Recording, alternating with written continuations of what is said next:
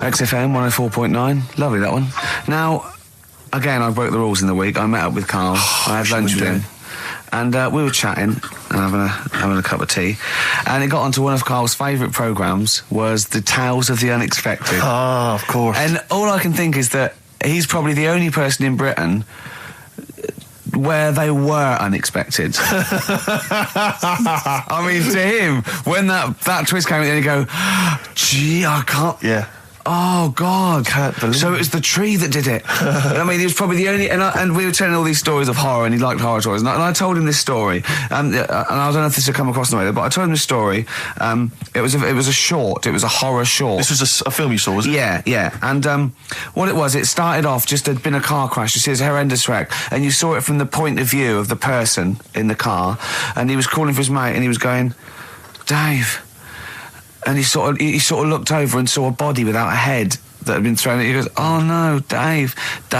And then into the field of view came Dave, his mate, and looked at him with a look of horror.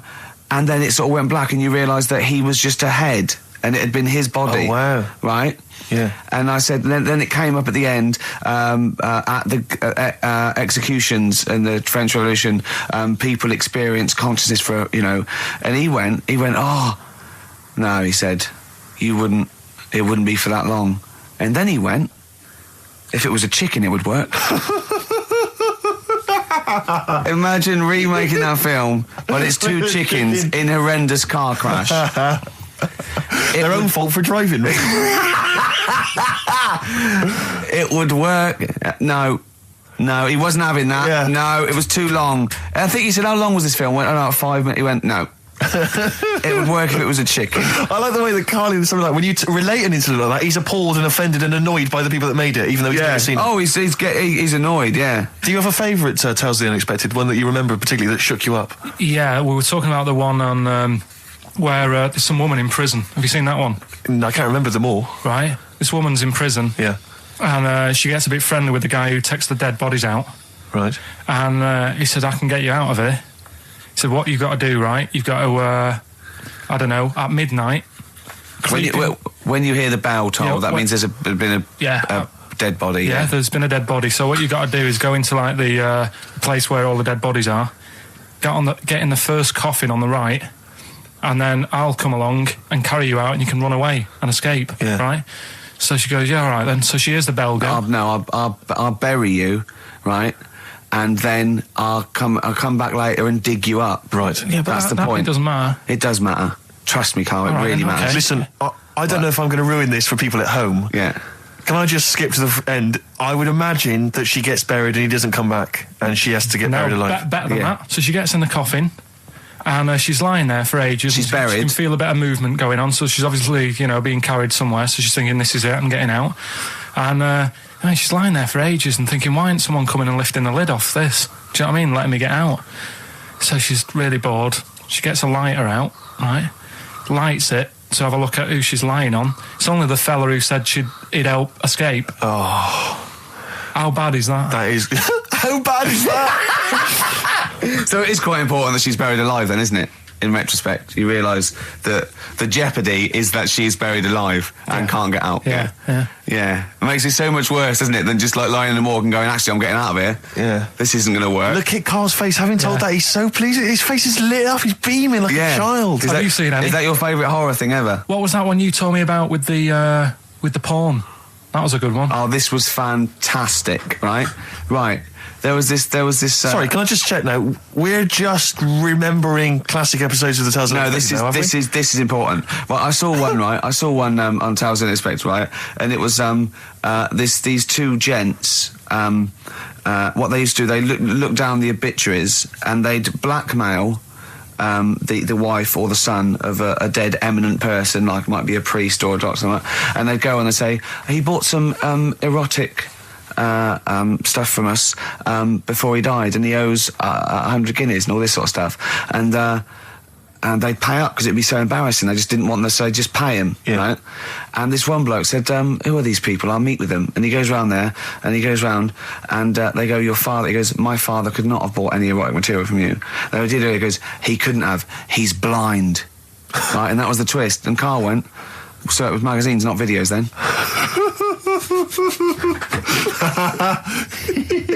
Yeah. Now think about it, Steve. Is that so stupid?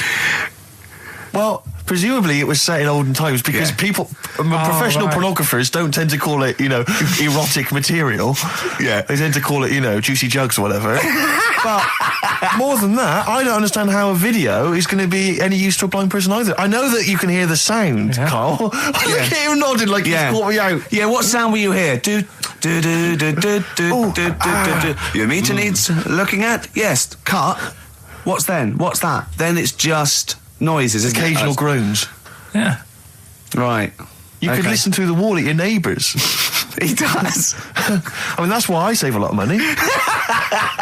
But I thought you were going to point out, Carl, that they could have had a Braille porno. Now, have you thought of that? Look, feel the lumps on that. Exactly. Think about it, Carl. Think about it. You're excited now. Yeah. Your girlfriend's away, Carl. Yeah, the cheese grate has only entered the cupboard. No, she's a good-looking lady. What do you make of the first genetically modified baby? Oh. Are you worried about this? Do you know what did they do? What? Let me see what it says here. Isn't it just choosing the eye colour? Well, this is the concern, isn't it? That in the future you'll be able to decide whether it's a boy or a girl, how intelligent it is, what it looks like, is it handsome, is it ugly? Obviously, no one will choose an ugly baby, and so on and so on and so on. And so it means that where will it lead? Where will it end, Carl? Are you concerned? I've thought about this a lot. What will us three look like in the future if they're being, genetically modified beautiful people? What will we be like? How will we be considered in society? True, yeah. But we've talked about this before, haven't we? About the cloning thing. Yeah, that's a bit weird.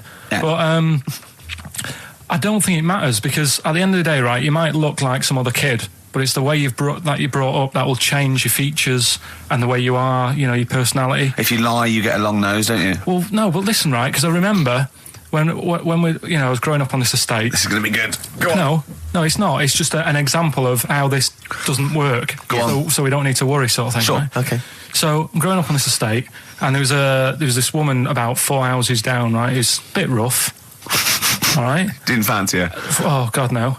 Right, but she had a baby. Well, tell me about her first. I'm interested in this woman. Why was she? It was a very. Was it like a man in a dress? I mean, I didn't grow up in a posh house or anything. And I'm not saying that if you live in a bit of a rough house, you're a bad person. What does she look like? But anyone can tattoos, clean up. Look like Tony Green with a fag on. They didn't clean up much, right? Oh. Which, even if you've not got a lot of money, you can still try and make a place look nice. Yeah. Right.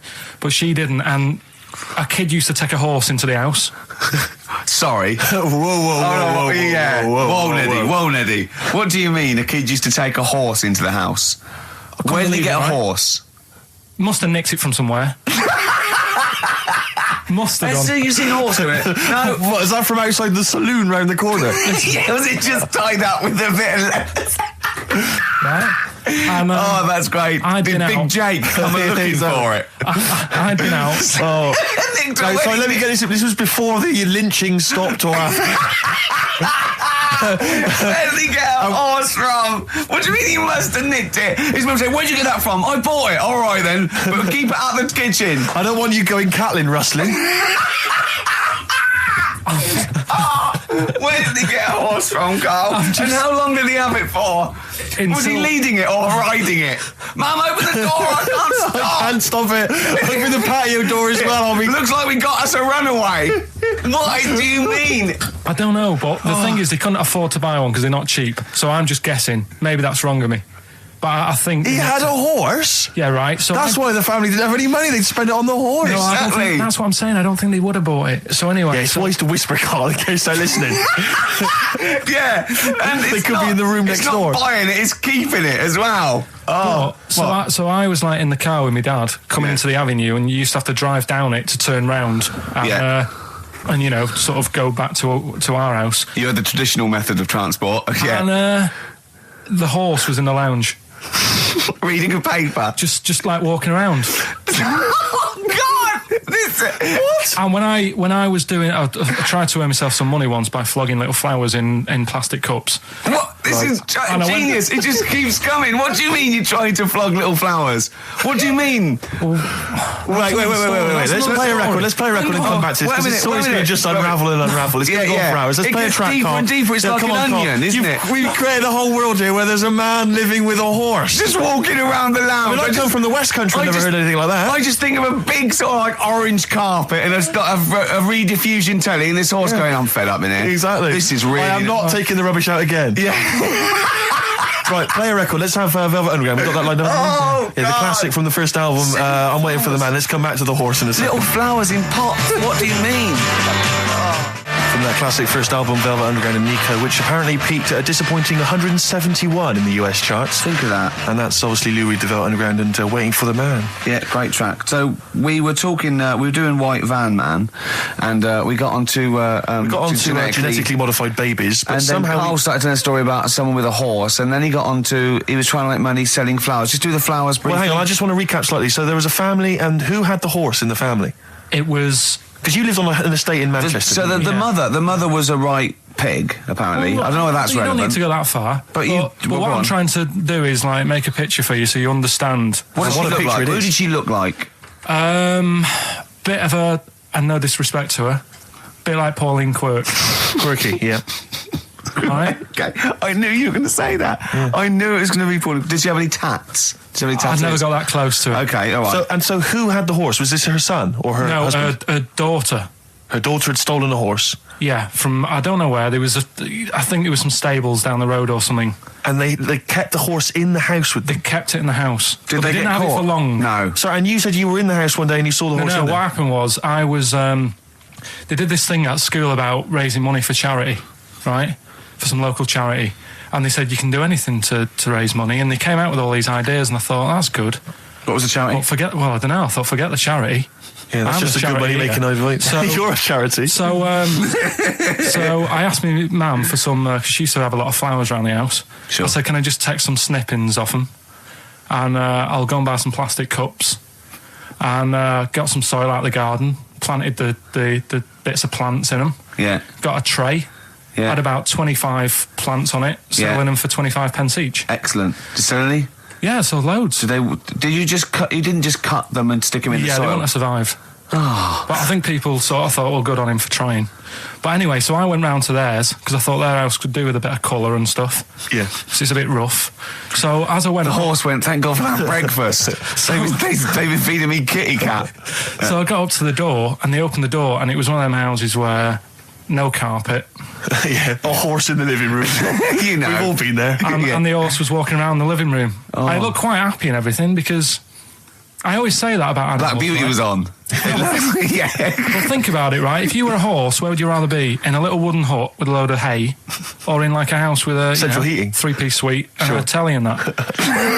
Telly and that? No, but I was saying this the other day. And an Atari, right? I was walking through London. Commodore 64, rubbish. Exactly. Walking through London with Suzanne, right? Yeah. And you know, like homeless people always have dogs. And she said, "Oh, I hope she looks after it." I said, that dog is happier than most dogs, right? Because people always walk past and give it a pat on the head. Yeah. It's with its owner all the time. Yeah. It's out in the open. It's not locked up in a house. Yeah. It doesn't eat, but other than that, no, it does eat though. They're always all right. So that's what I was saying. I think this horse was doing all right for itself. Do you know what I mean? Well, not many horses have got their own house. Exactly. For a start, yeah. But anyway, that's by the by. Yeah. So anyway, this family. Who's a bit... What were we talking about? It was about cloning... Genetically modified kids and all that stuff, Right. Now, what I'm saying is you could say, right, Steve, you could have a baby, right? Mm-hmm. And Ricky could see it and say, God, I want one that looks like that. Yeah. Right? It could happen, Rick. So... Come on, work with him. So you take it to the doctors, and I don't know what they do. They inject it with something or whatever. Yep, that's how it's done. Yeah. And get a little baby, and there it is. It looks the same. Now, the thing is, you separate. You both go off and do your own things. Yep. Right? Now, you look at Stephen, you look after your baby. Yeah. You treat it well, you give it good food and I'm a good dad. all the vitamins and stuff. Yeah. Ricky just gives it cheese. Right? So then it changes its looks. It goes a bit fat. It gets tired easily and that sort of thing. Now, when this family... Why am I just feeding a baby cheese? Right. This family who had a horse in their house. Yeah. They had a little baby, And my man went round and said, "You're not going to believe this, but it's a beautiful looking baby," right? Yeah. And I was like, well, you know. And the weird thing is, it was a good-looking kid. But as time went on, they didn't really look after it. And I'm not saying, like, abusing it, but it used to run around. It used to play out till, like, 10 at night. Yeah. It used to chase cars. Right. It was a bit... Did it have hooves? No. Chase cars. Right. What sort of kid chases cars? Oh God! No. Was it called Rover? The weird Did it catch sticks? It's Liam, it was called, right? Right. Now, the weird thing is, it was a good-looking kid, but as time went on, and all that, like, not eating properly, and its hair was all patchy. It's not Liam Gallagher, is it? And chasing cars and that, and it became an ugly kid. It's definitely Liam Gallagher. And that's what I'm saying, right? You can clone all you like, but at the end of the day, it's how you brought up. Brilliant. Wow. Live. Wow! That was a hell of a point. Oh God! But am I right? Oh, you're always right, Carl. Finally, White Van Man, what do you make of the fact that Sainsbury's are bringing in square tins? Is that a true? concern for you? Is that true? Apparently so. Why? Dunno. Like it's easier to stack. This is what the guy in the Sun has said. That should be interesting. That should be his comment on Sainsbury's are bringing in square tins. Is that should be interesting for meatballs.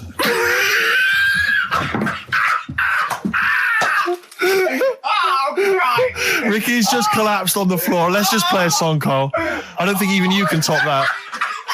Cooper Temple Claws. Who needs enemies? Good question, lads. Nobody. This is XFM 104.9. I'm Ricky Gervais. Oh, they should print a little book of those. They're great. Oh, how you can relate any song or artist to anything else. Easy. Joyful. Easy. Well, yeah, so me and Carl went out for a beer, and it was great, wasn't it? Yeah, I enjoyed myself. We started yeah, off, good. and you met my mate Robin, didn't you? Yeah. And some of the stories. Do you want to tell Steve some things about Robin that you Robin, don't? do you know him well? Yes. Well, do you know about his worm problem as a kid? Go on.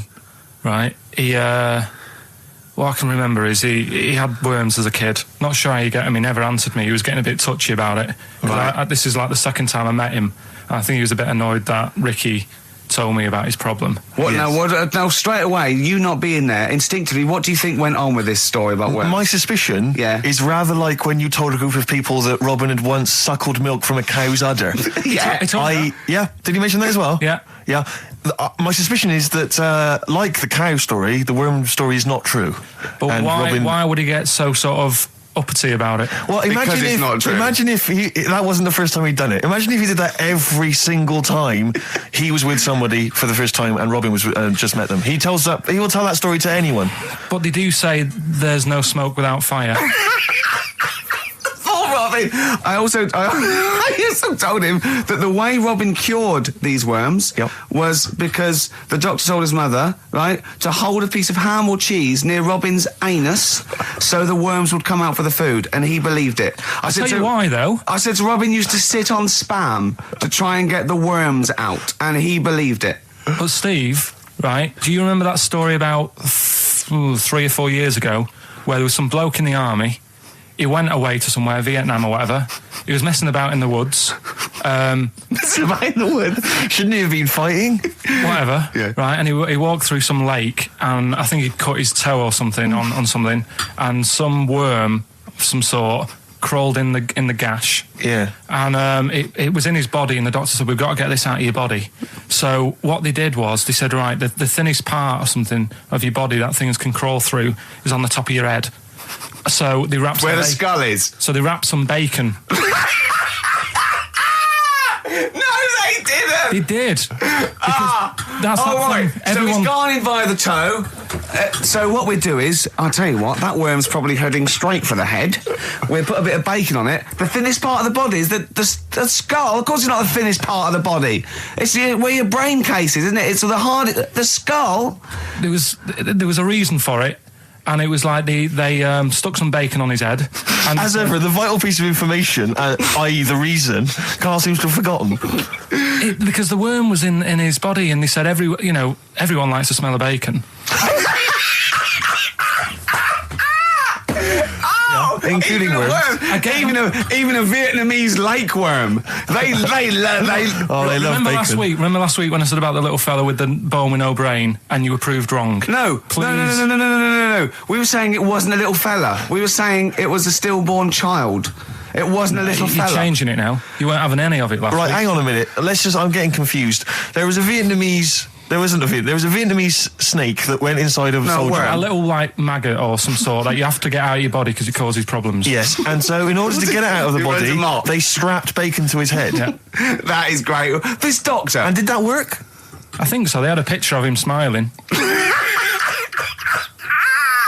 Oh, God, what, the worm or the bloke? The bloke. Oh, dear. Honestly, I hope someone knows the story. Right. It was about 3 years ago, I reckon.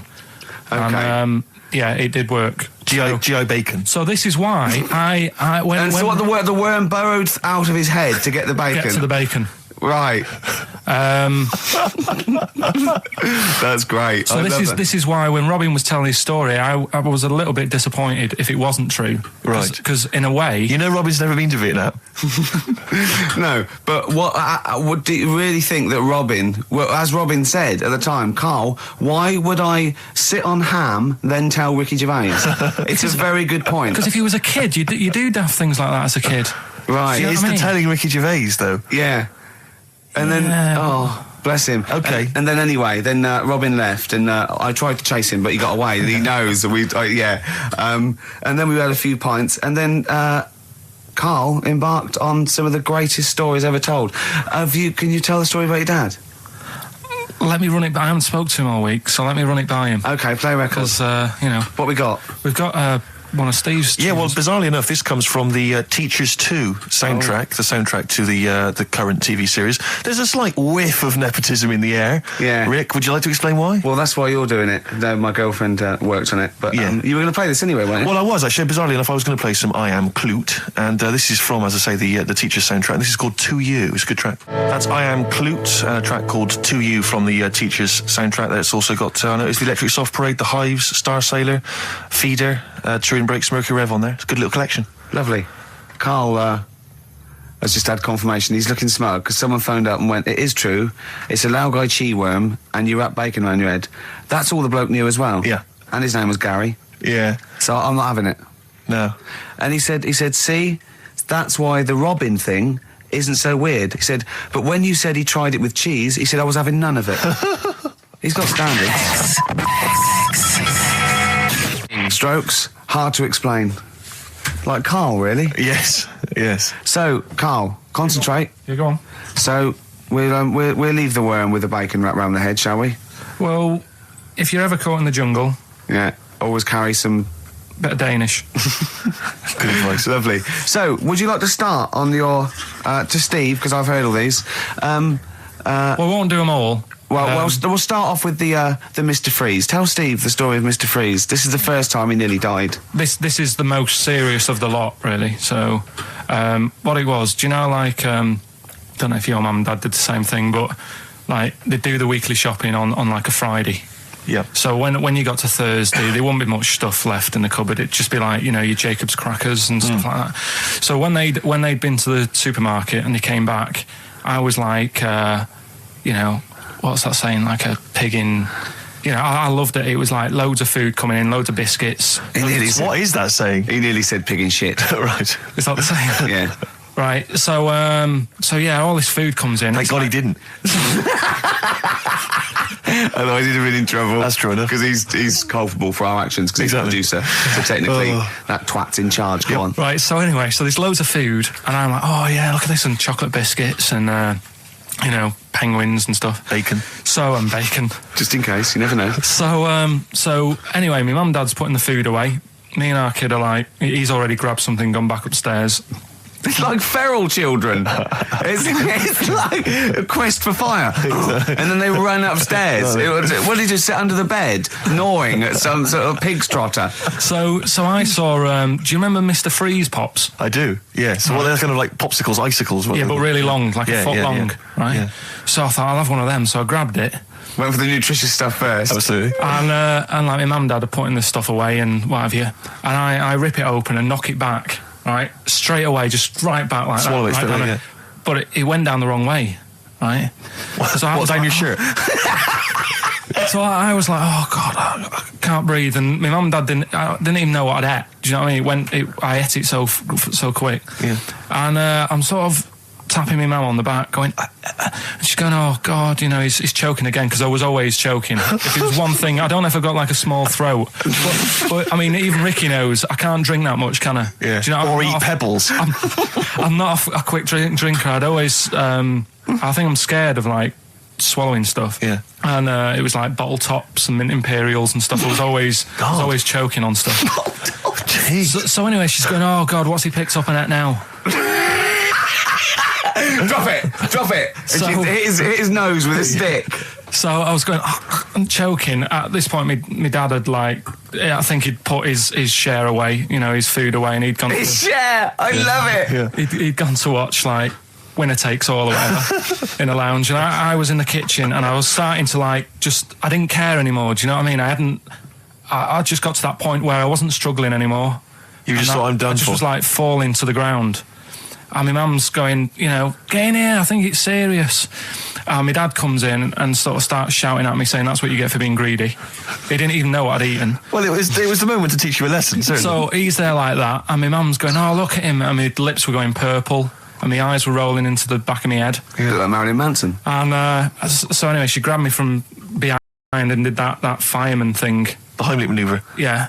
And, winded me. And it came up, and I was all right. What, the whole popsicle came flying back out? You see, that's what I don't understand, because there was nothing there. No, just a little bit. No, it swells up, doesn't it? Because it irritated it. So it went down this sort of like your epiglottis. It went down the wrong way, it went into your air canal instead of your throat, and it sort of spasms, and that's the fear. You just got to calm it down and relax. So in time, I would have been all right. Yeah, anyway. you don't. Well, no, you might have. So that's so that's hang on. one. No. But the weird thing is, for 3 days after that, I felt like a sort of a special person. I went to school. I'm saying nothing. I did full days. A special needs person. Yeah. I went to school the next 3 days after that. I didn't wag it or anything. I did full days. I love that. 3 days, turn over Yeah, exactly. After 3 days, you thought, screw it. Yeah, did a quick history exam. Yeah. Right, next one. weird. That's popsicle. That's popsicle hell, we'll call that. Right, next one. Which one's the next one? Oh, what about your paper round? Right, the paper round one. Paper round, I'd still say it's the best job I've ever had. And he means it. No, I really enjoyed it. It's like, you don't have to work with anyone else, right? So you make your own rules. Just think of that.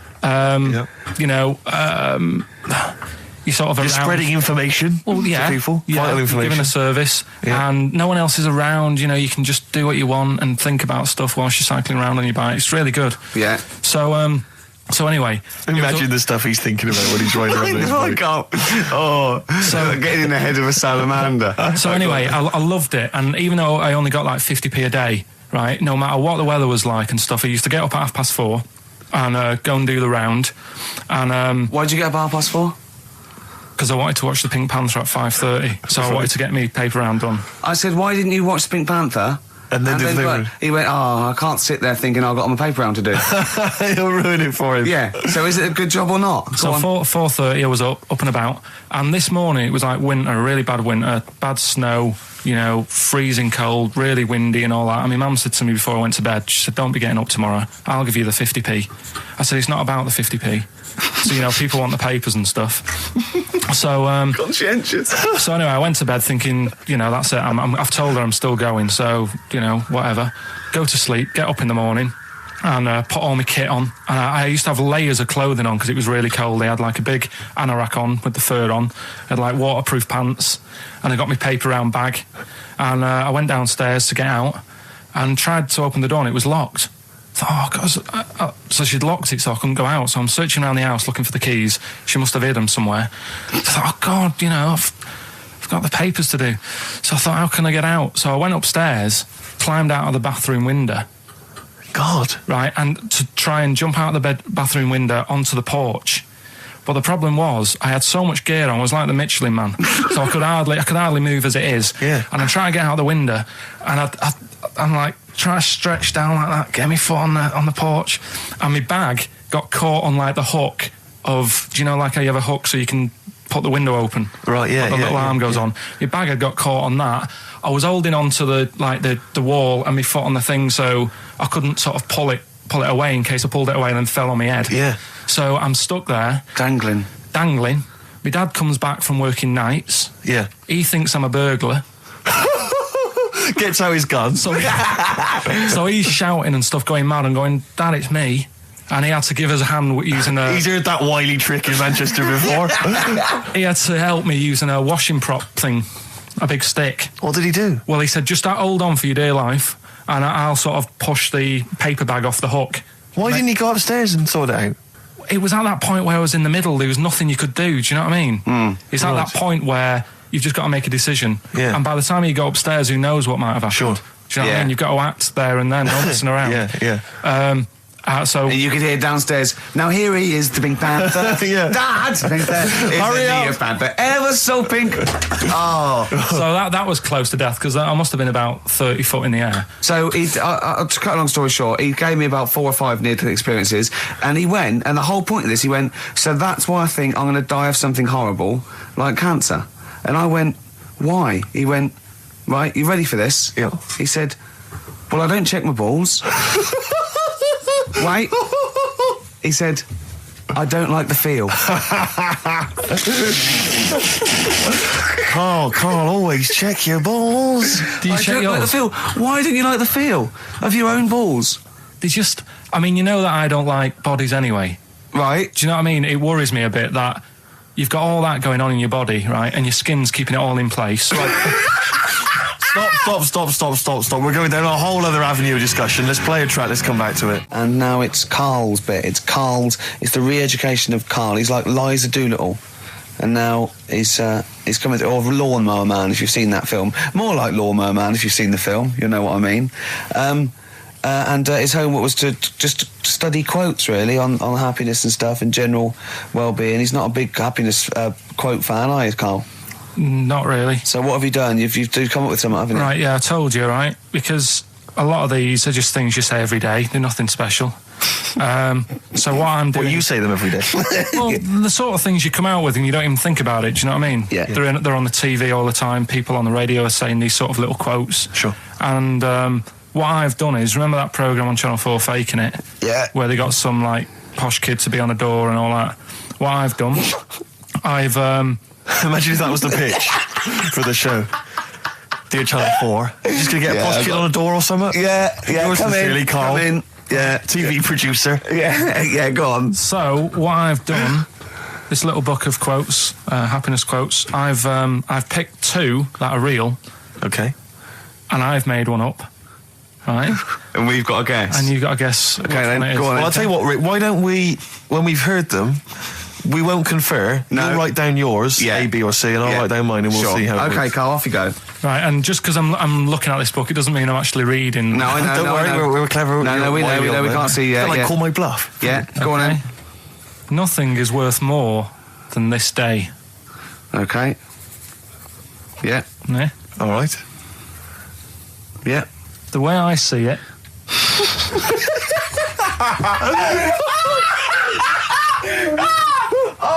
Oh God, my head's gonna burst. No, hang on. My head's gonna burst. No, Hang on. this might not be Carl's. Oh, it might not be. How do you know I haven't tweaked them a little bit? Yeah, good Okay, point. fair Good enough. point. No, good point. The way I see it, if you want the rainbow, you got to put up with the rain. Yeah. Okay. All right? All right, yeah. Okay, hang on. It's not, yeah. Come on. Cat food, Cat food, come on. it stinks a bit. But if you don't put up with the smell, the little kitten will die. Steve, I don't know what to say. I don't know what to say. Imagine this in faking it. Imagine their faces when he says that, and they're going, "Oh my God." Oh. Carl, play a song, mate. We'll have to confer on this one. Right, Blair. Well, that's just amazing, Carl. Just read them again. Two were real, one was fake. Go on in. Right.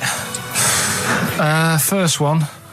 Nothing is worth more than this day. Excellent. Next one. What does that mean? Well, cherish now, cherish your time. Okay. Because you can't get it back, and you know that's the way I saw it. Carpe diem, whatever it is, seize the day, and all that. Okay. If you want the rainbow, you've got to put up with the rain. Yeah, of course. Yeah, rough with the smooth. You know, it's not all plain sailing, but you know, rainbow's beautiful, but it comes because of the rain, which you might not like. So make the most of everything, and good. Cat food doesn't smell good, but if you don't put up with it, then the little kitten will die. Right, now, Carl, that is a good effort. Now, that one's yours. I mean, obviously, right? Right, no, but it's a good effort, right? I mean, it slipped seamlessly into the others. Yeah. Don't think it didn't. No, but it's good. I mean, we knew it was that one. But what I will say is, it's good, but what you don't know, maybe subconsciously, is, I mean, it's very similar to the putting up with the rain and the rainbow. But that's good. Why do you think that? Well... What does mine mean? Well, even though it smells bad, it's good for something.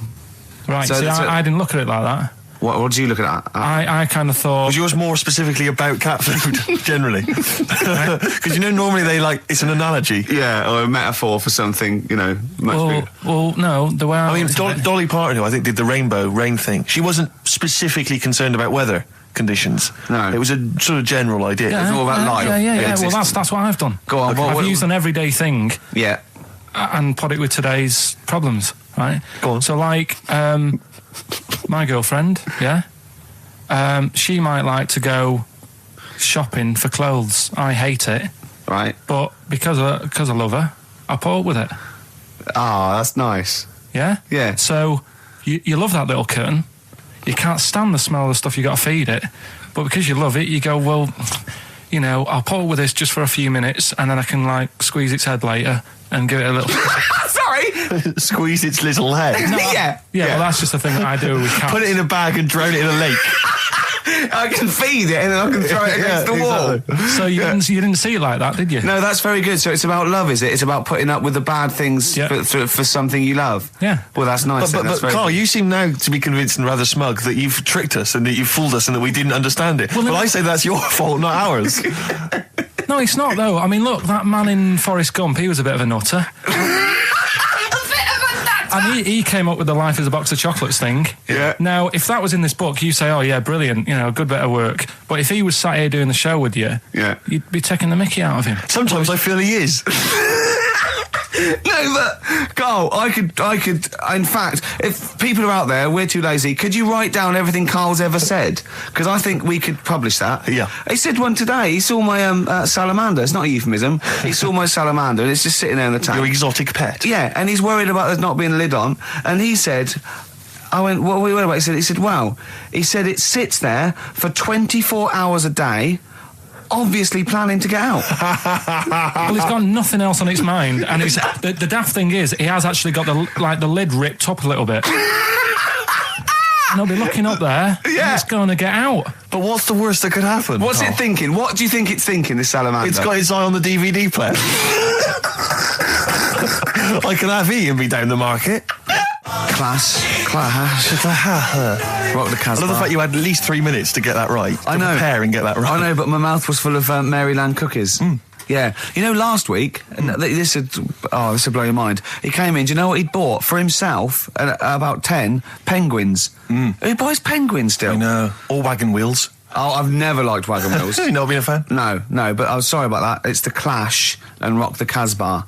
Talking about records, have I told you that time my brother-in-law, he was moving out of his place, and I think moving in with my sister, and I was about like, I don't know, 13, and so he was about, 30, and I moved in, and he brought round all his records when he was storage to leave them at our house, right? And he had all these old sort of records, 50s and 60s records, no, I was right, and they put them upstairs, and I was looking through them, and it's just all like Elvis stuff and Beatles stuff, and there was a mate of mine who loved Elvis, okay, and he had loads of chemicals. Yeah, he had loads of chemicals, and I was into chemistry, and he said, let's swap me some chemicals for them. So I sort of nicked about 5 Elvis singles, and I got all these chemicals, and then the guilt just hit me. I just thought, well, he's going to notice that, and I And one night I just came downstairs and I confessed to my mum, and she went, all right, well, I won't tell him, but you've got to be good.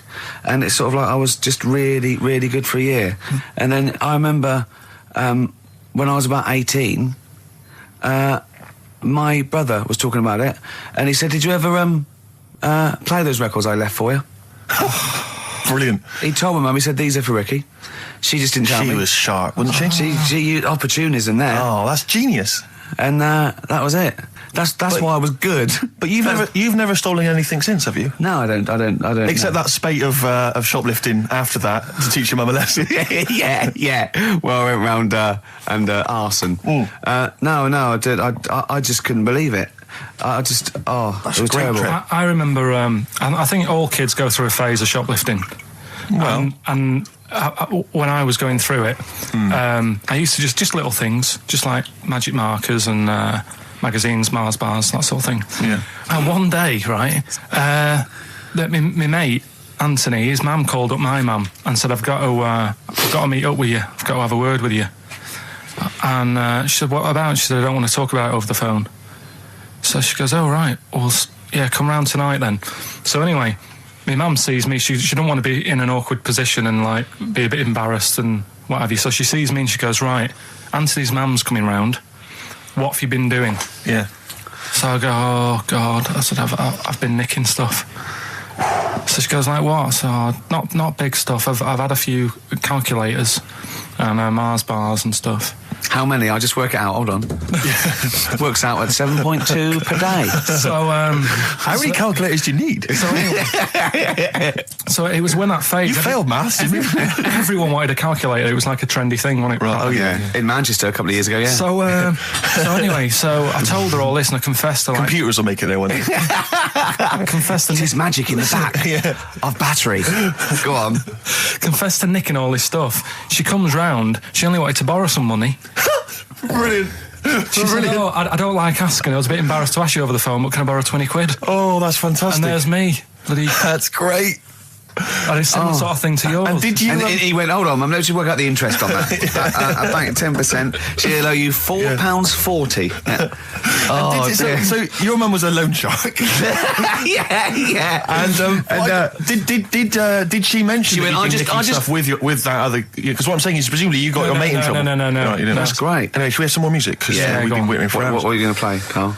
We've got the Cooper Temple Clause. Oh, brilliant. His homework was to come up with one of those stupid lateral thinking problems. We maybe should give an example of the... Romeo and Juliet, right? Romeo's asleep on the bed, Juliet's on the floor, covered in water and broken glass. What happened? And you ask all these stupid questions, and it's... Romeo's a cat and Juliet's a goldfish.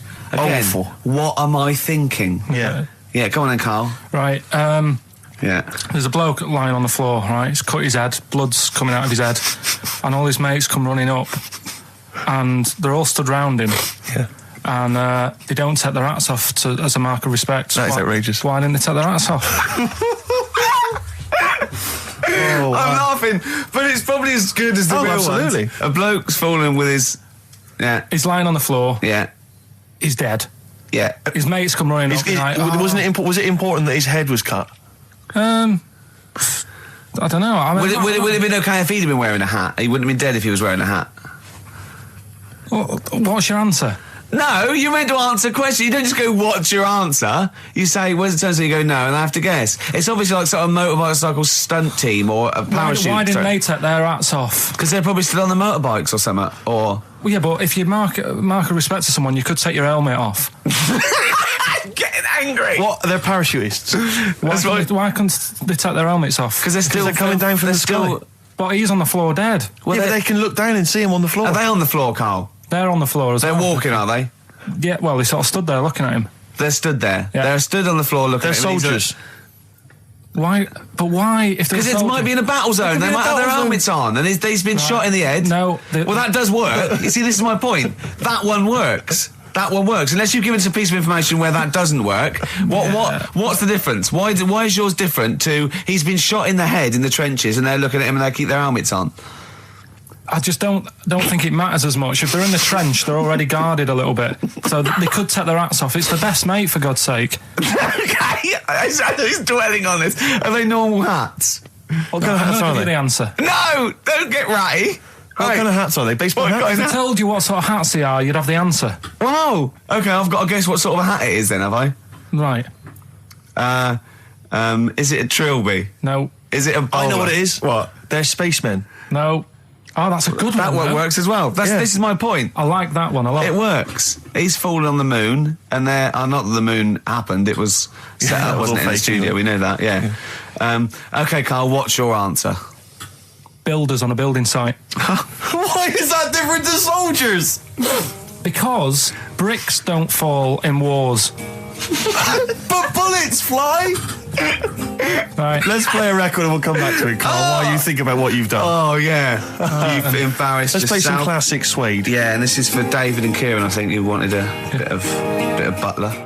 This is a bit easier, but I still think it's a good one. So this is, we should explain what this is if you've just tuned in. It's one of those stupid lateral thinking problems. That Carl himself has created. Yeah, that was his homework.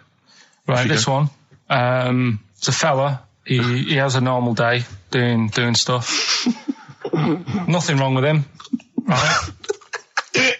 And It's the twist in the tale. It's just like Tales the Unexpected. Just a normal day, nothing wrong with him. Hold on, though, he's got the legs of a fish. Go on. So, that's why he's been hiding his legs. so Go on. he does his The normal, legs of a fish. Sorry, Carl, carry on. He has his working day and that, Yeah. and then he gets a bit tired. Goes to bed. He puts the light on, leaves it on, goes to bed. Oh, That's crazy. that's mental. I can't think what's happened. Anyway, here's Radiohead. Right, okay. What? The question is, why does he put the light on when So he's a going man, to bed? he's had a normal day, he's come home from work. Is that right? He's come home from work or he's not been working? Yeah, he's just been out? no, it's been working and stuff, I think. You think? You've made it up, Carl. You can decide. So is the question is, why has he put the light on when he's asleep? There's a reason that he's put the light on when he's asleep. Has he gone to sleep? No, Carl, don't shrug. You're meant to answer these questions. He put the light on before he went to bed. Yeah, and the question And you're he's asking gone me to is sleep, why? What's the scenario? And the light's on and Yeah. that, but he's gone to sleep. Yeah. He started reading and then he fell asleep. No. Did he intentionally, for some reason, put the light on? Every night. It's mad. Sounds mad. That's Carl, doesn't it? Every night he does it. Yeah. He puts the light on when So- he goes to Light sleep. on, it goes to bed. Carl, is the point of this, he puts the light on for a very good reason. Not for us, but for some people. He's blind and it's always been on and he thinks he's turning it off, but it was on in the day and he thinks he's turning it off, but he's turning it on because he's blind. That'd be stupid. That works. No, that works great, Rick. Yeah. Thank you, Carl. So you've got to come up with... Hang on. If What? you're blind, why would you put a light on? No, he thinks it's off. Yeah. But why would he turn it on anyway? Just think so he doesn't get burgled, so people know he's in because he can't see him. So he just he puts the light on when he's there, then he turns the light off when he goes to bed, so people think it's fine. But he's got it out of kilter, and actually he's walking around in the dark all day. I don't believe that if you're blind, you turn your light on. I don't think you'd be living on your own, would you? I'm not having that for a Do second. blind people live on their own? For a second. Well, some people do. Lonely blind people live on their own. No, if you got bad eyes. Any of them women? Are there any blind women who are living on their own, Rick? No, I mean, if you know of some blind women. Oh, wait, 700, 800, 1234. We've gone through this. If you are a blind woman with no standards and you don't care annoying voices and smell, yeah, then get in touch with you. yeah. I mean, know- you've got to be within the ages of say 25 to 65. You know, Right. well, call it 75. You fussy all of a sudden. I know. Yeah, go on. If you were blind, would you live in London? Because someone said yesterday there was one struggling outside in Leicester Square, and I don't understand. If you were, I mean, you know, That might have been a tourist. but why come to London if you're blind? It's the worst place in the world to come if you're blind. To hear the sights. To hear the sights. It's a bit mad, isn't it? They have they do the same job. They have tourist needs like anyone else. Yeah. No, but it sort of stinks, and you'd go away going, "Oh, it's not that good." I just thought I thought it was a bit weird. Well, never mind your concern for the partially sighted or sight impaired people coming to London. Get on with this. Yeah. So there he is. Yeah. It's like, oh, a bit tired. Yeah. Just put the light on. Get to bed. Yeah. So he turns the light on and he goes to bed. Yeah. Oh, should we play a track? He's not sleeping on the job. He's a lighthouse keeper. Well done. Is he a lighthouse That's keeper? not it, Carl. He's a lighthouse keeper. Right, why wasn't the light on all the time? Because it's light in the day. You idiot. Play a record. What? Play a record. You're a buffoon. No, actually, the light isn't on in the day, is it? No, it's not. I think you're the buffoon. Yeah. Carl has won! You don't talk to anyone, do you, in the week? You just hide in your little sound booth thing, and you really don't talk to anyone, do you? Much? Not really. No. I mean, you might call up. Yeah. But no, I keep myself to myself. Yeah. Then you don't get bogged down in the office politics and stuff. Yeah. Is there a lot of office politics here? I don't know. I don't get involved in it. Oh, yeah. Proved your point. So when we're away and we're like out of action, who, other than Suzanne, who will you talk to of the day? How will you get a sort of feedback from the world? How will you get sort of like input and... I always, if ever I've got like a question on anything, the internet's sat there and I can just go online and find out. The internet is good. It's brilliant. But it's not all verified. It's not all necessarily factually accurate. Anyone can put things onto the internet. It's it's freaks and things that put on things one, right? like... Here's one that I read in a week, right? Go on. About this woman. Yeah. She was a bit of a punk. And to get her hair done like she wanted it. Super glue. Right, no. She got lard. Apparently it's a popular thing, you might know.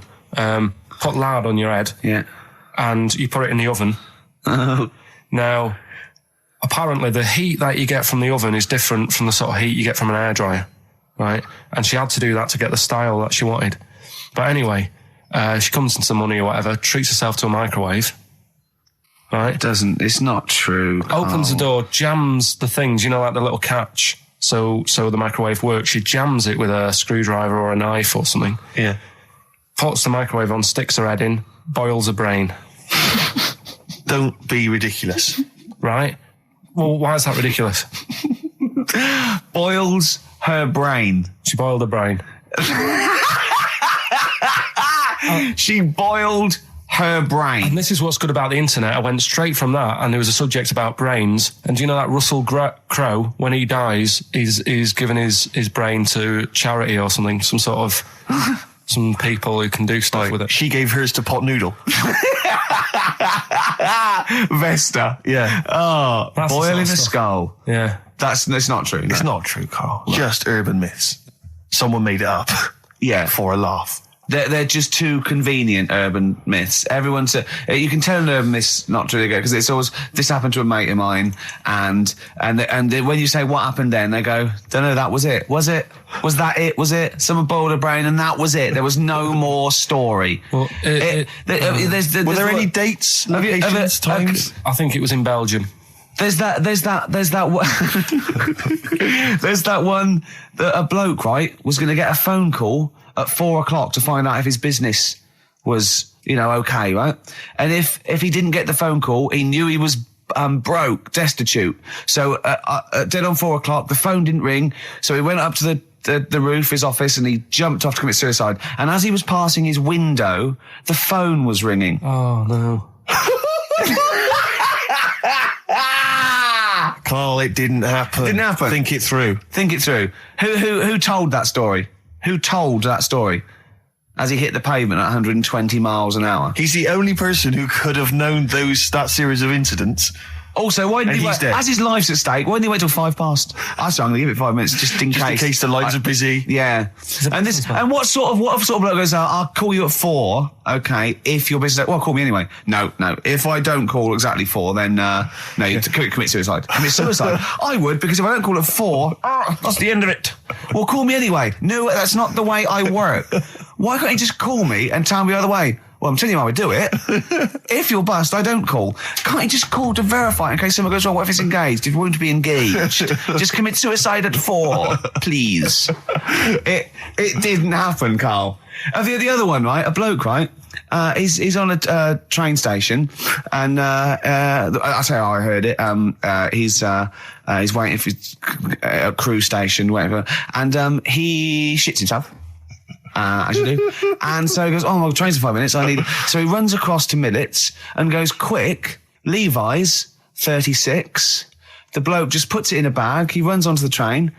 He goes into the toilet, takes his trousers and pants off. He's soiled. Yes. Throws them out of the window. I won't be needing those again.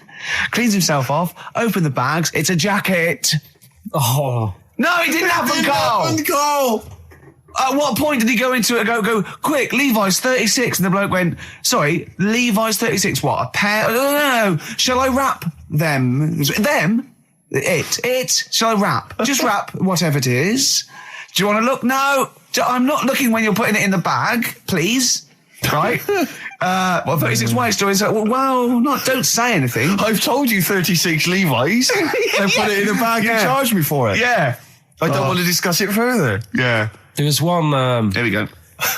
There was one about a woman whose husband died and she had him cremated and made like a little egg timer out of him. Right. And she said, I did that so it can still help around the kitchen. Well, that might be true. That might be a joke. That's quite sweet. That might be true. It's a true story, again.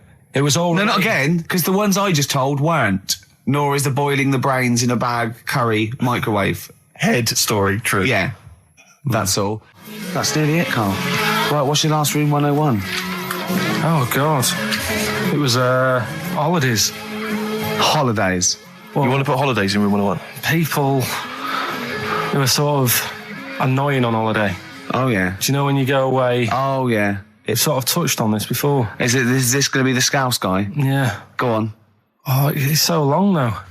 I mean, it was a holiday when we went to Tunisia. And the Scouts pissed you off. Surprise, surprise.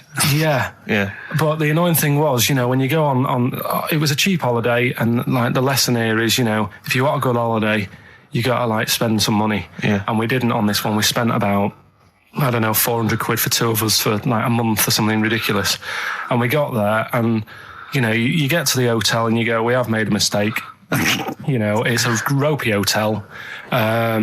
You can tell like the blinds and stuff as you walk in, they're all dirty and stuff. You think, well, let's make the most of it. Let's not get down about it. It's a holiday. It's for a rest. And you try and make the most of it. And we had to meet. Like you have one of those things where you get to your destination and the rep says, right, go and unpack your bags and that. Go and sort yourself out in the room. And tomorrow morning we'll meet up at 10 o'clock. And I'll go through, the best sort of place to go for camel rides and, the best deals I can get you. That sort of thing. Can anyone here walk like an Egyptian? So she says, right, tomorrow morning, meet 10 o'clock in the discotheque. So we get up and we have breakfast, and it wasn't a good breakfast. The kitchen was, like, bit horrible. The food wasn't good, and it was run by sort of midgets. What do you mean it was run? Not there's anything wrong with that. There was little fellas running around, and the annoying thing was one of them sort of started to fancy my girlfriend. How did he manifest his affection for? No, you're not saying there's anything wrong with midgets, though, are you? Just saying it was strange that there was. Yeah, but even midgets shouldn't be cutting in on Karl Pilkington's territory. I know. But it's also that thing of, they've got little fingers, and it's sort of ruined. I'm so sorry. No, I'm not. It is a bit of a phobia of mine. Okay. Do you know what I mean? They are nice people and that. Sure. Oh, God. But the annoying thing is... So what was he doing then? How did he... I don't understand how he was chatting up your girlfriend. Was he crawling under the table so you couldn't see? He just kept... Whispering to her from underneath there. Stop it. Just sort of, Wait, I don't want to get a complaint on our last show. There's not many midgets. What's going to happen? Can we just finish this and start up again in a couple of months? Oh, yeah. So if you want to know more about the midget theme restaurant, then we'll talk you in 3 months. Yeah. It's just... No, that's fair enough, actually. Oh, yeah, no, sorry about this. Listen, we'll see you in about a really... it's been a pleasure, truly, and thank you for everyone that wrote letters. Have you really? I've got you both a present, right? Oh. I got Ricky, do you know, like we've done fables and stuff? Right? Yeah. This is like Mr. Ben. Oh. This is brilliant. Yeah. Right, and it's like little fables that Mr. Ben goes on. Oh, fantastic. So I want you to learn something from that for when you come back. Okay, brilliant. That's lovely, I'll tell Carl. you one of the stories I read this morning. It's brilliant. In fact, when you've done with it, give it me. Yeah. Because I haven't finished reading that. Okay. Thank you, Carl. And for Steve, a little... Oh, Chat-up lines. A little book of chat-up lines. that's fantastic. great, Carl. Thank. Well, we'll see you in 3 months. But carry on emailing Carl. Cherish Karl Pilkington. He sits in a little room by himself, so keep him in touch. And we'll see you in August. We're going to leave you with something that we all love. This is There Is a Light That Never Goes Out by the Smiths. Very apt, I think. Goodbye. See you later. The Flaming Lips. Yoshimi battles the Pink Robots on XFM 104.9. I'm Ricky Gervais. With me is Steve Merchant and Karl Pilkington. Good morning. I'm going to be honest. I'm going to own up straight away. I've done very little work towards this show this week. I'm a bit busy. You surprised me. Yeah. So I apologise if it sounds a bit sort of. Thanks for being honest, though. Well, no, I don't want people to go, oh, no, that was a bit shoddy this week. I hope it's not going to be that every week. Yeah. So it is because I've done very little preparation. Okay. So. Right. Whereas normally. You'll probably have to help me out. All right. You have to do some of the work. Carl, you might have to help us out a little bit as well. I don't know, but I mean... I know Steve's done nothing towards it either. So, the onus is on you a little bit here.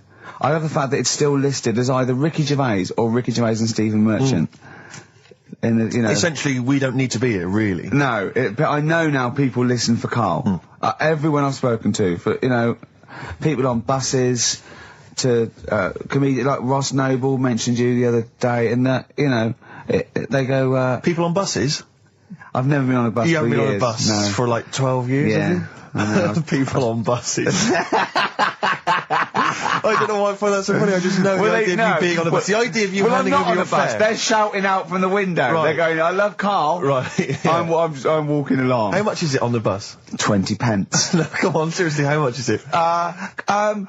One adult for Terminus, please. I love the fact, they do that thing where, like, if they're interviewing Paul 50, Newman or someone famous... No, it's quid, isn't it? It's a quid. They always say, how much is a pint of milk? And that's supposed to prove if you're sort of still in touch with your roots or whether you're too big a celebrity. Yeah. You've got no idea how much it costs on the bus. Quid? It's not a quid. 120? No, it's not 120. Pint of milk, about 50p. 30p. Oh, brilliant. Wow. Because, it's fascinating because you gave this stuff up before you became a celebrity, didn't you? You were always... lazy. Because people always say to me, like, Ricky seems a bit obnoxious. Who says that? Well, no, they say, No. Who comes up to you and just says that? The guy on the tube did it. I swear to God, he came up, he said, I was watching an interview with Ricky, he said, he's not a nice piece of work. I went, he said, no, I've got friends like that. And it's like they're always talking, they're a bit irritating, and you sort of let them off because they're your mates. But I was going, well, hang on a minute. He went, well, two things, it's sort of my job talking, and being interviewed, essentially you do have to talk. Yeah, so about yourself. If that's his only criticism, then I'm not too bad. No, he didn't think you were funny either. In fact, he had a whole list. I say a list, a petition. It wasn't Dickie Anderson, was it? It wasn't Richard Anderson. I hope he's listening. He's our biggest fan. I'll tell you what, Mock Turtles need a remix by Fatboy Slim, don't they? Mock Turtles? It's a great tune, but I'd love to hear it remixed. Yeah. Mock Turtles, Can You Dig It? Remixed by Slim. Yeah. Yeah, XFM 104.9, Ricky Gervais, Steve Merchant, Karl Pilkington. Ooh, stuff to do. What's going on? Stuff to talk about and that. What's been going on? Oh, before you came in, you saw it, didn't you? That experiment I was doing with the... An experiment? Yeah. Well, all I know is as I walked in the building, I passed the little kitchen area, you were hitting Carl on the head with a tin tray. Didn't it make a good noise? It was a great noise. But I'm interested, explain more about the experiment. Well, I wanted to see how hard I could hit him and make it resonate, right, before I either caved his skull in, or, you know what I mean? So, you had to hold it quite loose, so it could, vibrate, but you had to grip it hard enough to give it a good whack. Right. And his head's brilliant for hitting stuff on. Is it? It is perfect. Carl, could we recreate that moment a bit later on the radio? You'll notice that you've been on for 15 minutes, haven't said a word. So it's had a bit of an effect on me. Still a little bit shaken. Okay. Dear. But yeah, do it again later. We were talking about your head a little bit earlier, weren't we? It's not going to mean that you're sort of a bit, fuzzy thinking, is it? That'll be alright. Yeah. So... Okay, can we recreate that later, maybe towards the end of the show? Just hit you on the head with various objects, see which make the best sound? This is what I was talking about Time Out. I said something about in Time Out, and he went, yeah, do you read that? I went, yeah, I read it, I get it every week, yeah. He went, there's no point though, is there? Because it's like a telephone directory. If you want to look something up, you look it up, but you'd never sort of browse the telephone directory. And I went, that's an interesting point. He went, although I did. when I was in Scotland, I just looked up how many Macs there were, and there was 42 pages of them. How bored are you in your hotel room in Scotland to suddenly start working out how many people start with Mac? Were you sat in your room? There was nothing else that you could think of to do? I've been working. It's when we did the show from, XFM did some stuff from Edinburgh. Yeah. You were sat in your hotel room? Sat in the room, waiting to sort of go out and get some food and that. Sat there. Why were you waiting to go out and get some food? Because we were all going to meet up. We're going to meet up with, with Simon. So you thought, I'm not going to switch the TV on, I'm not going to read a magazine. The telly was on, nothing was on, I wasn't impressed with anything that was on, so I'm looking around the room. I had a couple of the free shortbreads. I love the fact he remembers. Yeah. He remembers a specific biscuit he had. Yeah. That's fantastic. I had a couple of them, and then, looked around, there was a Bible, and I thought, well, I know about that. Yeah. There's nothing in that I don't know. So, got the phone book up, and I immediately thought, there's a lot of Mac this and Mac that in Scotland, Macintosh. Mac Daddies. Macateer, there's loads of names. So I thought, I wonder how popular it is. I wonder just how popular it is. 42 pages of Macs. Did you count how many pages there were? Yeah. Did you just work out from the numbers on the bottom of the page, or did you literally count them? I counted. Right. And how many do you reckon are on a page? There's a lot in there. If someone could tell you approximately how many names they get on one page. How long did it take you, this whole procedure? What, the counting? Yeah. Not that long. No, it's just 42 pages. Yeah. It's not that much. They're all together, and what did you luckily. do once you digested that information? What did you do with that information? Did you tell stored people it, haven't I? I mean, look, how long ago was the Edinburgh Festival? I stored it along with the biscuit. I love to get in his head. I imagine it's a big warehouse, and there's lots of partitions for weird stuff like kids born with tentacles and things like that. I imagine there's like quite an old caretaker, and you go in there, you say, "I'm looking for that." He goes, "Hang on, I know where that. I put that somewhere. Hang on a minute, hang on. Is this the one when they shave the cat? No, it's not shaving the cat. This is the Max. The Max. I know Scotland, the shortbread. Well, don't give me the shortbread because that's putting me off. But the what's the name though? Do you remember last week I was talking about the hairy kid? And I think that's every week, Carl. That doesn't narrow it down. All right. Well, we're talking about that hairy kid in the woods, and did a bit more research this week. Okay. Found a good story out about a monkey. Right. Which I'll tell Ricky a little bit about it. Tell me, come on, tell it now. No, right. no, tease me with we it. should keep this. It sounds exciting stuff. That's got 'em, right? So we'll be doing that. We've got the audience. We've got Rockbusters again this week. Yeah. We've got Do We Need 'Em? Yeah. What are you trying to get rid of this week? Cockroaches. Right, good one. I can't think of a reason to keep them. Looking into that, let's sort the matter out. That's coming up. Excellent. We've got, I'm teaching you some more stuff. Oh, yeah? Yeah. He phoned me up today. Yesterday it was. He knows he's been researching, like, educating Ricky. He said, what do you want to know about? I don't know. He said, you interested in space? And I went, yeah. Phones me 3 hours later. He went, no, nothing about space. I went, what? He said, I couldn't find anything interesting. I said, you couldn't find anything interesting about space? Yeah. It's big. It's pretty interesting, Carl. He went, it's big, but there's nothing there. That's it's like the Millennium Dome. So what I'm looking at, right? But no, wait. He said, is there anything else you want to know about? I went, all right. I went, anthropology. He went, what's that? I went, study a man. I sent a man. He went, like what? I went, like, our roots from caveman through and all that. He went, I said, Australopithecus, Neanderthal. He went, well, you know all that then? I went, no. He went, right. He went, do you want to know how a lung works or something? How a lung works? And I said, well, tell me how a fridge works. He went, I said, it's just the gas, isn't it? I went, brilliant. I went, tell me how a microwave works. He went, I know. I said, fella walking past in a laboratory with a bar of chocolate in his pocket, went past some sort of ray thing, it melted it, and he went, hold on. That's it. That's explained to me how a microwave works. Right. So today we're doing sort of medical-ish type things under the banner of, colon then, educate me. Oh, God. Do it again. Colon then, educate me. Brilliant. Brilliant. So that's like go on then. So colon. Brilliant. So that's a little heading. You're going to be learning 3 things sort of medical-ish before 3 o'clock. Yeah. Is that it? Yeah, do you want to... Pretty much, yeah. A bit of suede? Come on then. How many O'Reillys are there, do you think? No, little task for you. Suede, animal nitrate. That's really got a Johnny Marr influence at the end, that guitar, isn't it? Brilliant. Still brilliant. XFM 104.9, Ricky Gervais, Steve Merchant, Karl Pilkington. Tell us about this monkey, Carl. You're going to love this one, Steve, right? So last week we were talking about how, like, a lad left his family because there was problems at home and that. He went and lived in the wood. He got airy. Right? Yes. No, leave it there, Rick. We haven't got time to go into it. Right, so... That's what happened. And that's what happened. He lived with the monkeys. He went airy. That's what happened. Looked into some other stuff about, like, airy kids and all that. Yeah. Came across this story about a bloke, right, who worked in a zoo. Oh, dear. Right?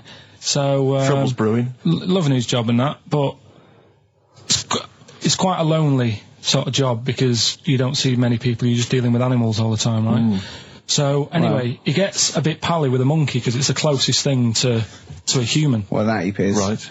Yeah, but you can't really go that close to apes. Well, They're dangerous. what do you mean? What type was it? Do you Just mean let him tell the story. Was it a chimpanzee? I reckon it was a chimp, yeah. Yeah, You don't even know, so it was that's a an chimp. ape. It was a chimp. Yeah, but it doesn't matter, does it? So he It's the gets story. pally with him. Right, so he gets pally with What, him. do they go on and holiday together? Well, no, I mean, it starts On the off pool together. just checking each other out and, probably sharing lunch and that together. Yeah. Right? Anyway, this goes on for a while. They're getting on well and that. And then after a while, right, the monkey starts sort of imitating him a bit more and sort of walking upright. Oh, God. Yeah. Right? So he thinks, oh, that's a bit weird. Anyway, they get on really better and what have you. So he thinks he could live at home with me, because we're getting on the storm, right?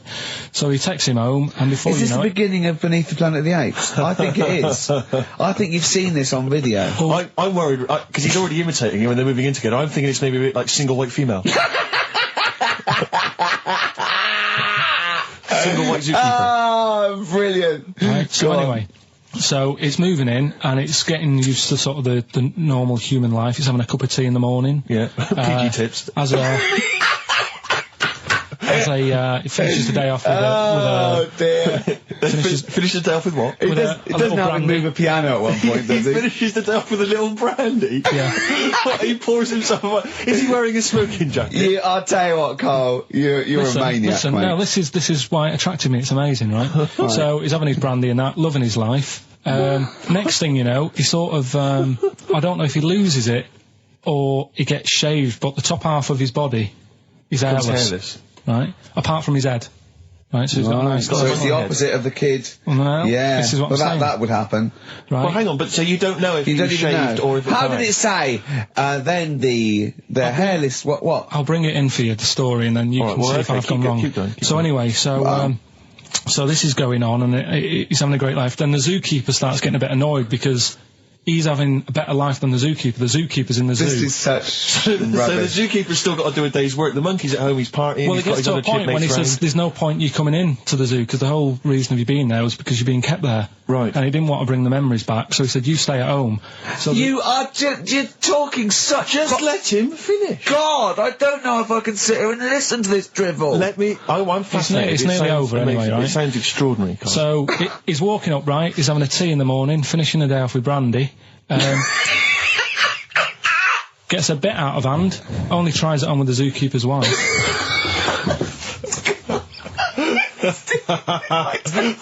Make him go away, Steve. How does he do that? Well, because he's around humans a lot, he becomes a bit of a charmer. And, But what is it that he could do to seduce her? Pick fleas out of her? he didn't say. He was built. Yeah, it's well known. So what about that? What do you mean, what about it, Carl? It's obviously not true. It's obviously not true. This wasn't on the internet. This was in a book. So it's not a quick joke and just put it on a website. This is in a book. I don't understand how I love that he becomes a charmer. He's got better taste in brandy. Exactly. And What was it that he was doing that seduced her? I don't know. Maybe because he was at home more than the zookeeper was. But what would he be doing, I Carl? love the fact that... He's not going to be talking with her. They're not going to be playing like, Trivia Pursuit. Maybe she liked the silent type. He didn't go into that. He just said that's when the trouble started. Carl, play a record. Right. Is that what Suzanne did when she brought you in? Feeder. Just the way I'm feeling. XFM 104.9. I love that. Carl, you're panicking. You've just remembered a song from your childhood, and I don't know what you're talking about. But I'm going to give out a number. Please take this number down if you can help, Carl. It's 08700 800 1234. Right. I'm not that bothered. We were talking about a track from the 60s. Yeah.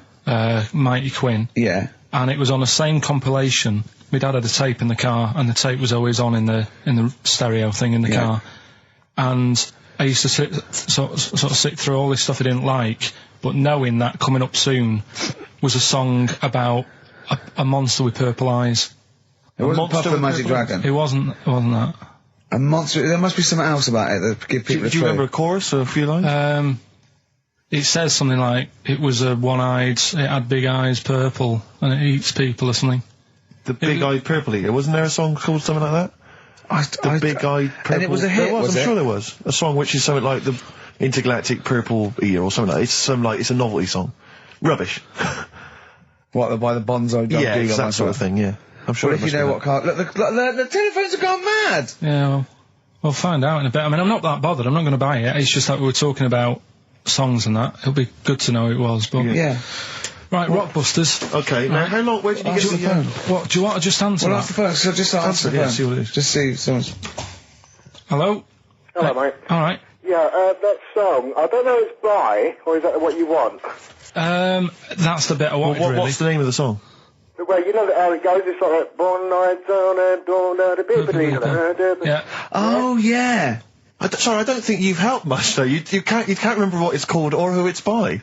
Well, no, I mean, I know the tune, but that's about it. But he's done well. Steve, he's done well. He's given up his spare time to call in and sing us a song. Don't diss him. Rick, I'm concerned he's just only marginally remembering it more than Carl is. It was actually in, I think it was in the Blob. No, it was in something like the Blob, actually. I think Steve McQueen was driving away and it was running in a sequence. This is so very familiar. Thanks very much, mate. See if we can get a title off someone.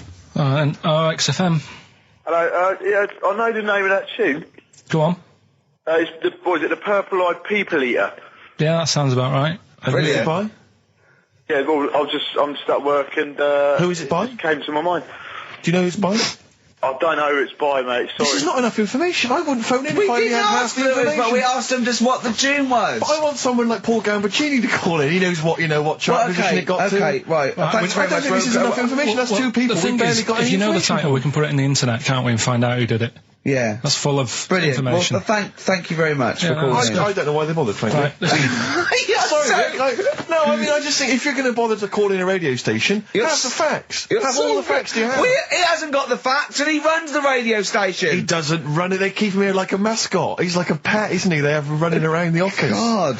Now listen, it's Rockbusters. I've got the prizes here. Rick, I'll be honest with you. I mean, we've given away some shoddy stuff in the past. This is the worst collection. Is it? This is really scraping the bottom of the barrel, Carl. I mean, hold on, the how phones many are going more mad. of these can we give away? If you're still phoning, hang up because we're not going to bother anymore. We're really sorry about that. Maybe email us or something. How many of these can we give away? Rick? Look at that. It's only Fools and Horses. It's the Christmas special from not this year, the year before. Yeah. I mean, we have given away so many of these. I imagine there's charity shops throughout London. Throwing them away. Yeah, throwing them away. Yeah. So we got that, dear. and if you didn't watch it, if you weren't one of the 20 million that watched it. Blue-eyed, fat-legged, purple-eater people, if they had a big and had a big boo. It's something like that.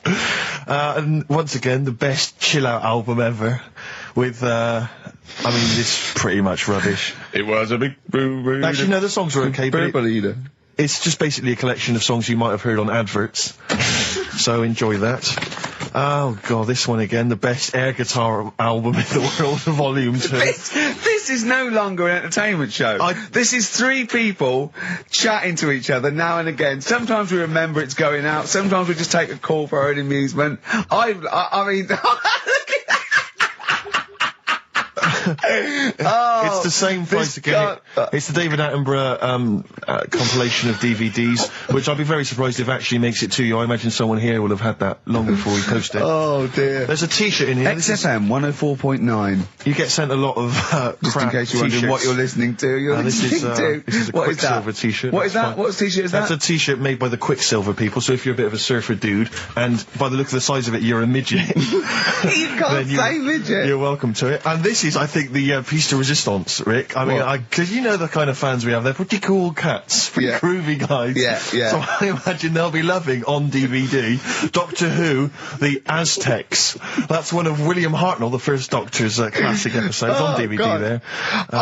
You know, rubbish. That's rubbish, Carl. Those prizes. I'm ashamed to give them away. Carl, you know our mate Johnny. He's a Doctor Who fan. Yeah. Do you remember? He bought the Doctor Who magazine, and he went to the toilet, and Steve got post-it notes and put geek on every page, and Johnny opened it on the tube, right, and it had geek and everything, and Johnny bought in the new Doctor Who magazine, I think this week's or this month's, right, and they've done the perfect Doctor Who fan, right, what the geek is, right, and it looks exactly like Steve. Alright, don't have a go, Rick. It does, and he went, and I'm going to try and put it on the website. It's amazing. It's got your hair, glasses, it stands like you, it's sort of dressed like you, and it's only, it's hilarious, and he was, I mean, I'm insulting you now, it sounds like an insult, but if you'd see it, you'd laugh. Well, Rockbusters, right? Yeah. Right, here we go. Just a little bit annoyed.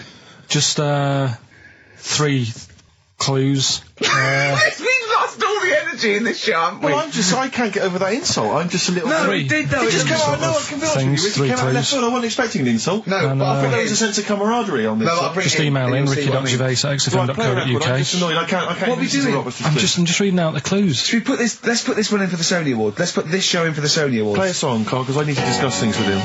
I've talked before about him Edit slagging it me down. off. Get this down to 3 minutes. It'd be a great show. Rockbusters in a minute. XFM. Lonesome Day by Bruce Springsteen from his new album The Rising on XFM 104.9. Ricky Gervais, Steve Merchant, Karl Pilkington. Foreman just phoned in and said to Karl, stick up for yourself. Don't listen to that Merchant. He does my head in. He's so arrogant. I don't think I'm arrogant. I think I'm mean. Yeah. I just think I'm sort of objectionable. I don't think it's arrogance. I think it's No. sort of nastiness. Yeah. I'm just not a very nice person. But believe me, I'm not arrogant. I think I'm pathetic. We've had a lot of emails saying, could you bring back White Van Carl? Oh, yeah. Which is that section of the show where we ask the questions that the Sun asks Someone various else. random punters Yeah. of Carl. But sadly, recently, they've got very politicised and very kind of, basically a little bit depressing. So there's not really anything appropriate. But I have trawled the papers looking for other questions posed in other sections of the Sun. Good idea. I was just looking here at the Dear Deirdre section, which is the sort of problem page. I don't know what your views are on I'd this. love to see Karl. Oh, God, can we get him a job? As an Just agony. ask... Oh, my God, that would be amazing. Right? Well, here's one. I'd like to see your view on this, Carl. I'm a happily married 42-year-old woman with 4 kids, yet I've developed a huge crush on pop star Darius Dinesh. Yeah. It sent my hormone levels through the roof, Yeah. and last night I woke my husband up at 4 a.m. for sex. We've been married for 20 years and he can't believe his luck. Recently I've been having... I want to go to a... I'll stop you there. Why are you telling me? Right, carry on. Sorry. Recently, I've been having erotic thoughts about Darius morning, Sure. noon and night. Yeah. I haven't felt like this since I was a teenager and mad about Donny Osmond. My husband is amazed at the change in me. We had sex twice last night and again this morning. Again, why are you telling me this? Yeah, go on. He's just boasting. This is not a problem.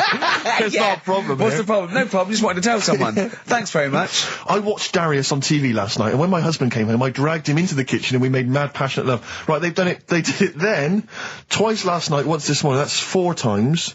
5 times she's mentioned it so far. Yeah. She's doing all right. My husband. This is a great bit. My husband thinks it might be his new moustache. Or that I'm going through the menopause, but I You know were thinking different. of growing a moustache? I was Do you thinking think of it would growing a change your tash. luck with the ladies? I love the idea. That's what he thinks it is. He's telling his mates in the pub. You should go grow mad with to me. these. Grow The with old these, Tom right? Selleck. 5 times in the last 24 hours. Hooray for sexy Darius. So, what do you make of that then? What are your views on that? Hold on, though. If that bloke is reading that paper, that narrows it down It's a gotta bit. be, yeah. Who else did he know? His wife likes Darius. He's had sex 5 times that night, and he grew a new moustache. He's thinking, I wonder if that's me. Maureen. Yeah, go on. But what's your concern? Because I'll tell you what her problem is. She's worried that, the reason that she's now kind of overly excited and she's having this great sex with her husband is because she's actually fantasizing about someone completely different, younger. She's having these wayward thoughts, isn't she? She's a bit concerned about that. What's your concern? What are your thoughts? I reckon she's going to start shoplifting soon, coming out in hot flushes. Go on. Just, they're both happy, aren't they? He's getting what he wants. She's happy. I'd say, yeah, whatever, get on with it. Do you think that she should confess? Um, She wants to be honest with him. I wouldn't, because not not that many fellas like Darius. Right. So if you're sort of thinking, oh, she'd rather have him than me. What do you think Darius would think of this? He'd probably be happy with that. I mean, what would you do if you got loads of phone calls, right, from women going, Karl, whenever you're on the radio, I just have to do it. I just have to do it. Your voice makes me... I'd say, right, well, you know, it's all right. I'd be happy with that. Would you? Yeah. I mean, just in case anyone is doing that. What would you do to sort of like egg them on a little bit to help them out? What do you think? What sexy things would you say? What do you think is your quality? What do you think people would find, you know, pretty horny about you? Is it your sort of mank wine? Do you think that? Just say this, London shit, innit? I think say that, but you know, London, it's not that good, is it? Like I think you've done it there. So that's say something quite sort of sexy though. Say something like, you know, well, I love to love you. Say something sexy. Say that. No, say something sexy. If Susan says to me, you know, do you love me? I go, yeah, you're all right. I know that's true. Yeah. I know that's true. That's brilliant. But because one of the things that Deirdre says is that she's wondering if this marriage is going a little bit stale and needs to be freshened up. They need to give a new spice, a new spin to the marriage. What would you do? What advice would you give to spice up, you know, something that they've been married for quite some time? Get him. I think get Darius, all Darius things. Get David Snedden's new video on the telly. What do you reckon though, Karl? Just treat them. Do you know what I mean? Just surprise them now and again with stuff. That's what I do. It's what you got those condoms, didn't you? That you got 2 for So one. hang on, what? You've never done that? What? You've surprised Suzanne with what? You know, I've like... You stood behind a door and shouted at her when she comes in. Don't drop the jelly! Yeah, you know, just the usual stuff. There was some free chocolate delivered to work the other day. I took her a bit of that home. Nice of you, that's really thoughtful. She didn't like dark chocolate, but I said, well, that's a thought. So, I had it. But, you know, you often benefit from any gift that you give her. The chocolate, the meal, the condoms. There's always something in it for you. Yeah, there is. I love the idea. She's got bored with a Christmas present now, though. What, the condoms? Yeah. Or the food that she ate. No, the condoms. Right. Yeah, she's got tired of filling them with water and throwing them to the passing kids or putting them on her head and inflating them. I love the idea of asking problems. What do you think of erectile problems? You know that Pele advert? He goes, be careful, we haven't got erectile problems, call this number. What would you do if you're impotent? What would you do? What's the advertising? It's just saying, like, you know, if you can't, you know. I haven't seen that. Yeah, Why have they got him doing it? Wow. Well, he used to, he used to be able to keep it up for hours, the ball, and... Yeah. What would you do if you... To advertise that? No, if you suddenly couldn't get, you know, what would you do? I don't think it'd bother me now. I know you're 30! What's that? You're talking like you're an 80-year-old. Yeah, but do you know what I mean? You sort of been there, done that now. It's like the boxing and the dancing that I did.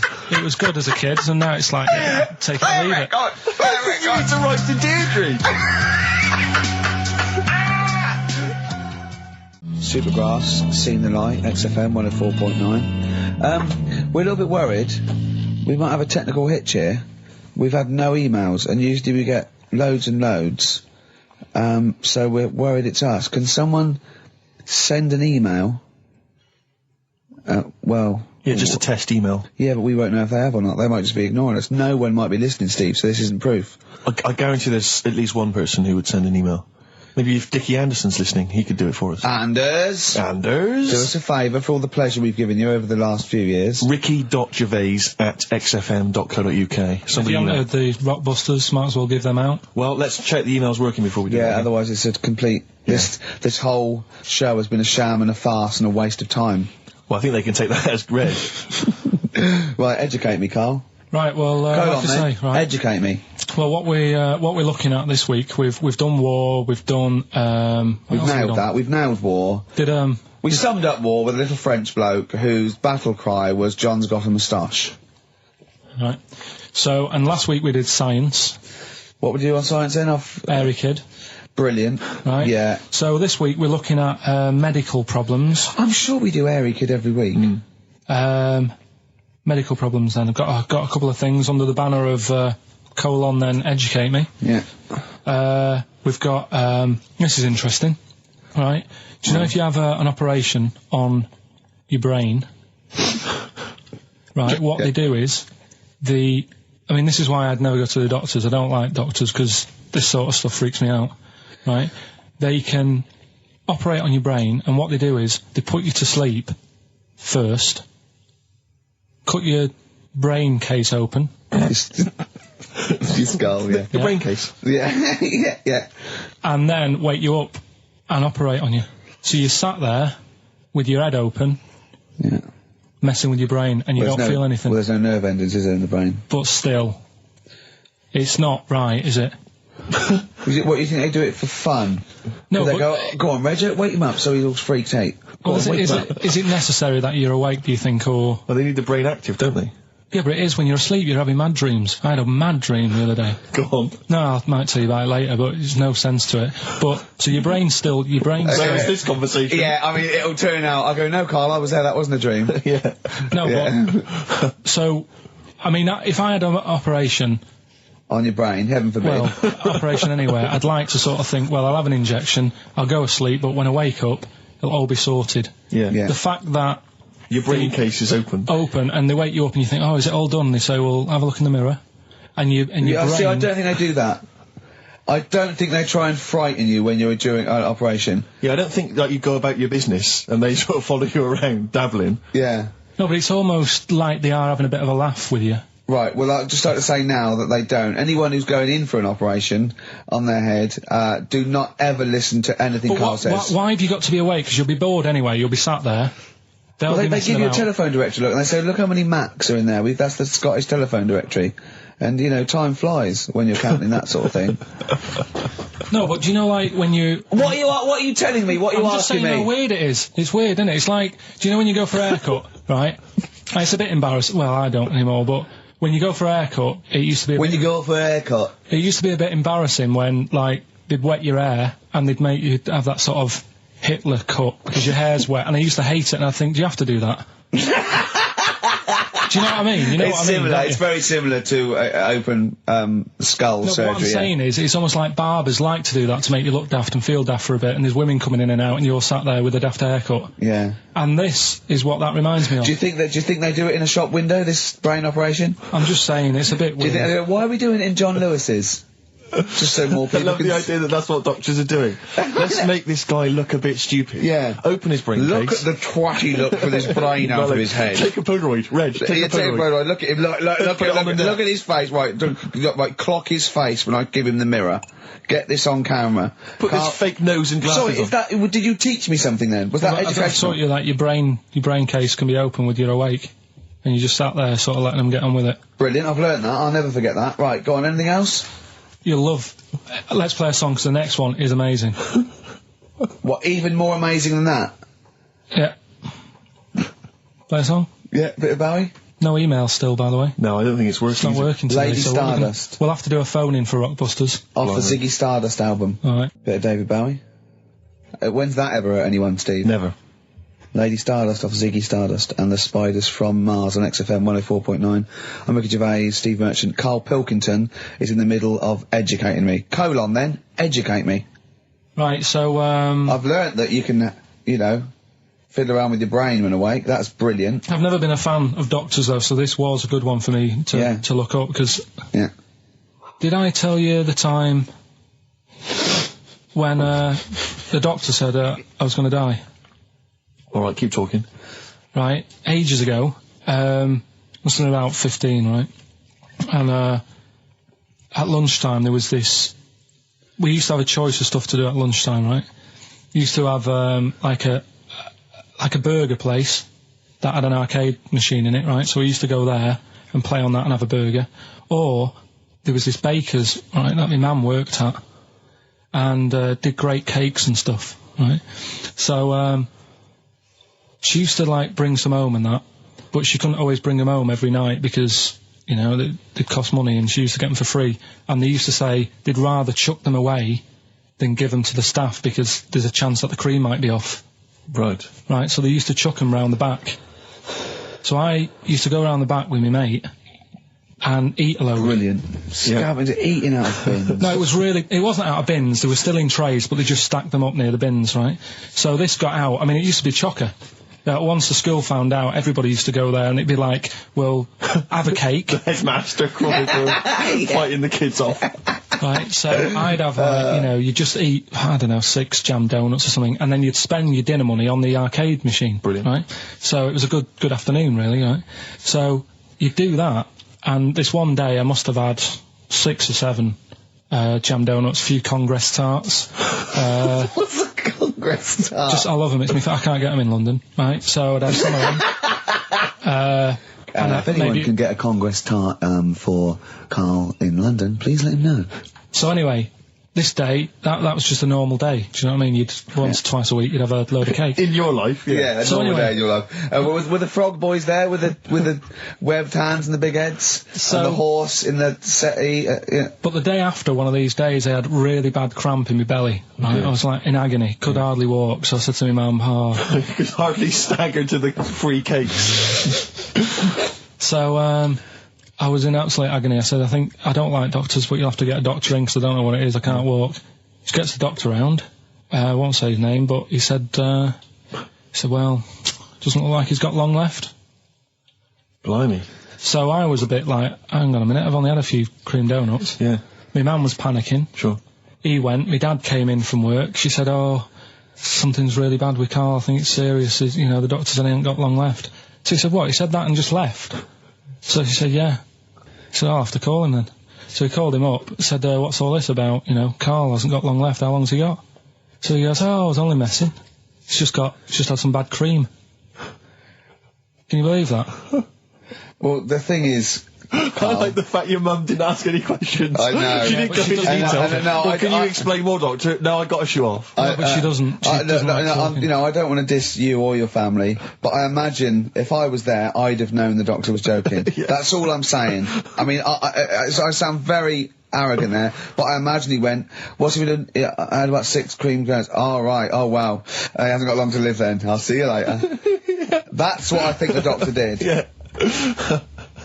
It's like the idea your mum just let him go. Yeah. Terrified, thinking, well, I'm not going to probe him. He's that's it then. Dad comes in. Hi, honey, I'm home. Anything happened? The doctor said Karl's going to die and then left. Did he? I'll call him. But anyway, that's why these sort of things fascinate me. So we'll move on to this next one, right, which is brilliant. Dead short story. So, right, old woman, about 70 years old.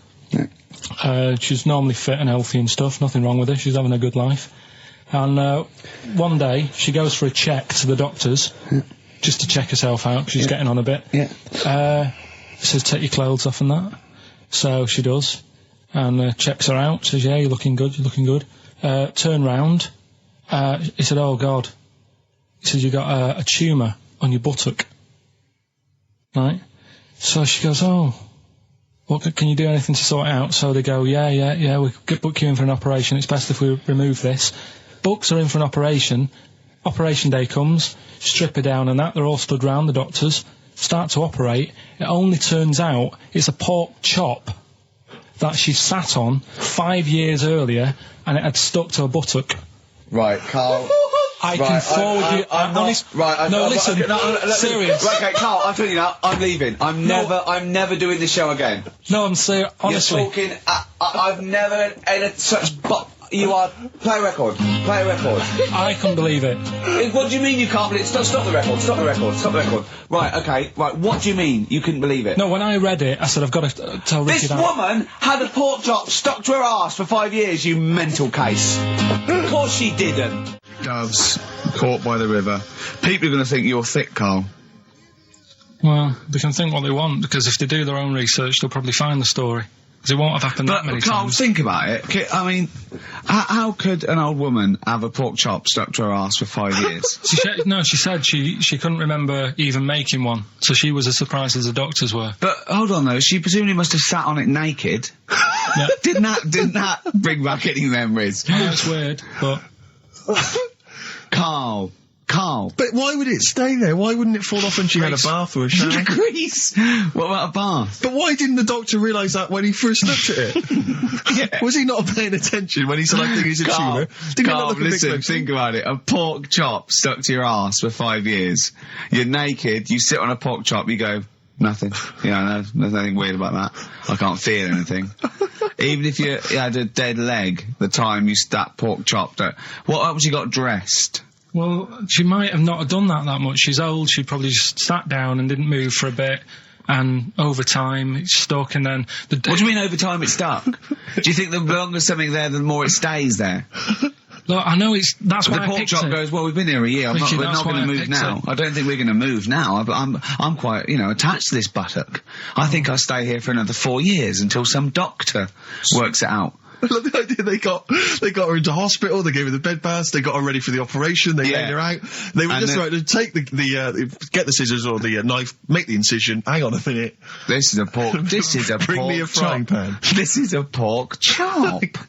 Right. Crazy, well, okay, well if you're happy with it, then I'm happy with it. Fine. Right, that happened then. So did the shaved monkey who got off with a wife. Fine. Rockbusters then, we've got a problem with the email this week. Yeah. So the least of our problem, I think. They're not coming through, so I'll give out the clues again, and then you can call in on 08700. Only call if you know all three, you can rattle them off. Yeah. We'll do it during the next record, so the number is... 08700 800 1234. Right? 08700 800 1234. Right, okay, so you've got that. So call in if you know all three. Yeah, the three, just to recap. I've got 3 other jumpers like this one, the initials FT. That bunch of people can't make up their minds if they want to sit in the sun or not, right? That's C. And the Jamaican fella had some aspirin. Why did he do that? Right? That's FD. So if you know them, give us a call. And it's just the first with the 3. Right, well, I think they're calling now, Carl. So play a lovely record and take some phone calls, and let's get this. Do you want to play this old Lulu track? Oh, yeah, don't laugh when you hear Lulu, because this is A Man Who Sold the World by David Bowie. It's a good version. Syntax, Pray, XFM 104.9, Ricky Gervais, Steve Merchant, Karl Pilkington. Right, get off. Right, what you got next? Right, well, running a bit late with this, but it's time for Do We Need 'Em? We're looking into what I'm really worried about this, because everyone's getting that last clue wrong. I reckon it's so rubbish that even your mental fans can't work it out. Yeah, it's a tough one, but... Give that final Rockbusters clue again. The Jamaican fella had to have some aspirin. Why is that? Why did he have to do it? FD. No, hold on, that's changed. Well, it doesn't matter. The story. Oh, it doesn't matter. That's the point of a cryptic clue, isn't it? Oh, do. What have you got now? Right, so we're looking into animals that we get rid of. I've spoken to someone about snails. I've spoken to someone about jellyfish, and that. And looking at cockroaches today. Right. Now, who's the expert? It's a woman called Jessica Marshall. Right. Does she know that you're going to play this on the radio? Well, I called up, right, in the week and said, can I talk to someone about cockroaches? And she was like, is that Carl? She knows who you are. Yeah. Right, so she already knows maybe your angle, your approach. Yeah, she was and she's an expert, she's just not just some random person. No, she works in a museum, a good museum. I said I'd give it a plug. It's the one near Knightsbridge. It's got dinosaurs and that in it. It's worth seeing. What, Natural History Museum? Yeah. So, not sure. He's not sure. This is what happened.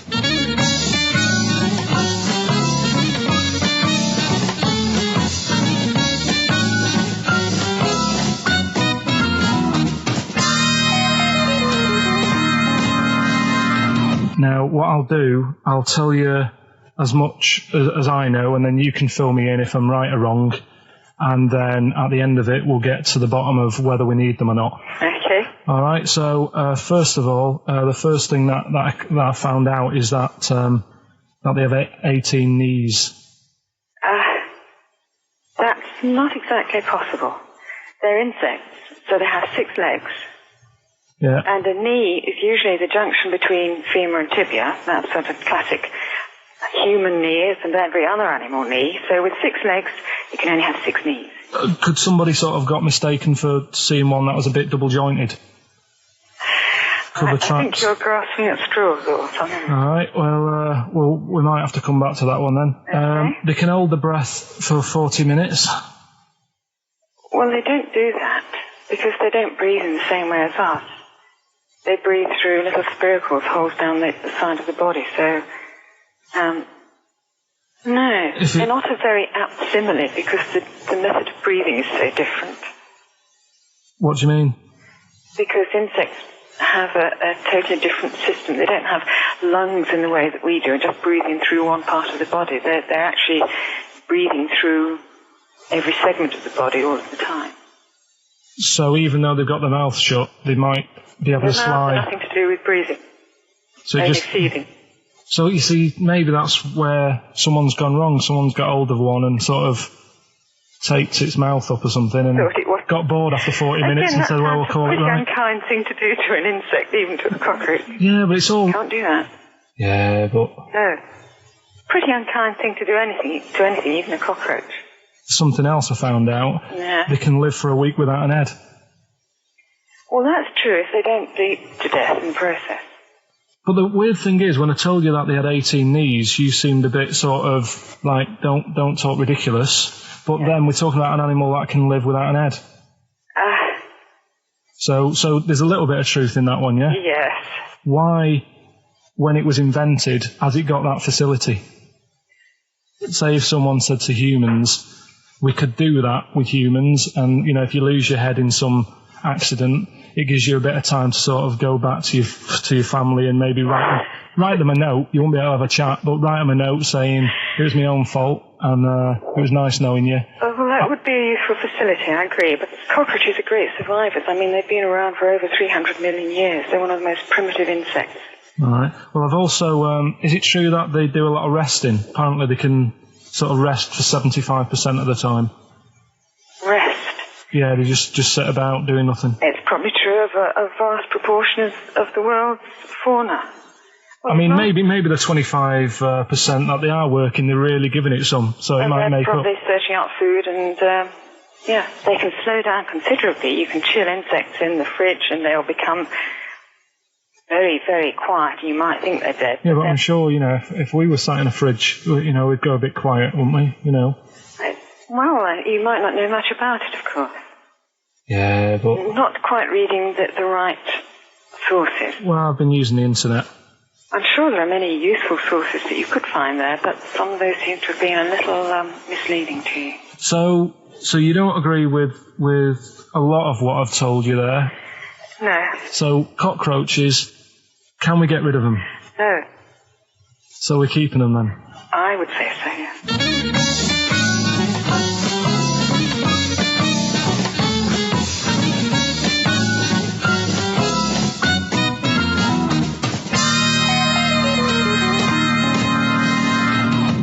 I think we should get her on more often because she sounds like she'd be a bit of an ally, really. Because she knew immediately that you were talking nonsense. She even said, I think you should be more concerned about your sources, which I've been trying to tell you for a year, right? The fact, I mean 18 knees, where did you get that from? It's on the internet. They can hold their breath for 40 minutes. I mean, I don't know what you read and take on. Mad world, don't it?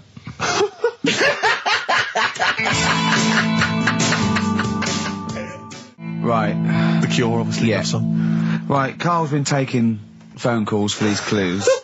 Right, and so everyone's been saying the same thing for the last one. He's been going, no, and I'm worried, I'm always worried. FD, I just overheard him on a call there going, what have I been saying? Oh, no, it's FP. Dickhead.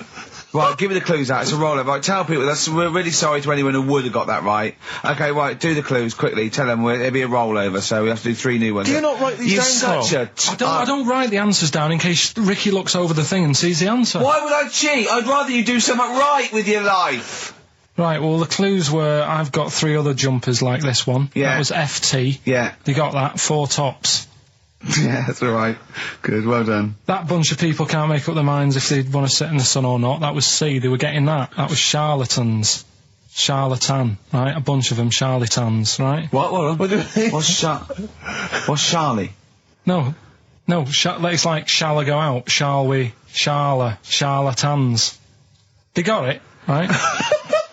Where I went wrong with this one, the Jamaican fella, he had to have some aspirin. Why? It's my fault, you know, I'm not cutting, there's no point passing the book or anything. I said FD. A lot of people were saying, Fred Durst, like forehead hurts. which is a good one. Yeah, which would have been as good as any of yours. But I made an error, so we'll roll it over. No. What is the answer? What is the answer? Jamaican fella what? Add some aspirin, why do that? What's the thing? FP, it was Frida Payne. Frida Payne? Frida Payne. Frida Payne. Frida Payne. That's awful. Carl, you've got to write these down next week. This is I'm right. sorry, You're the producer. I know, but I've had a busy week, haven't I? That's not an excuse. That isn't an excuse. Our excuse is we don't care. Yeah. You do put care. the work in and then make a mistake. Yeah. It's better not to try than try your hardest and be rubbish. Do you see what the point? We don't care. But you've got standards. Yeah, and you're not meeting them. Think of that. You're not even reaching your standards. God. Right, well, that's that, I guess. Well, the prizes will be giving those away next week. Again. Just completely... Song for the ladies to end the show with. It's from Nick Cave's new album, Nocturama. This is a track called He Wants You. Back next week. Remember, Frida Payne.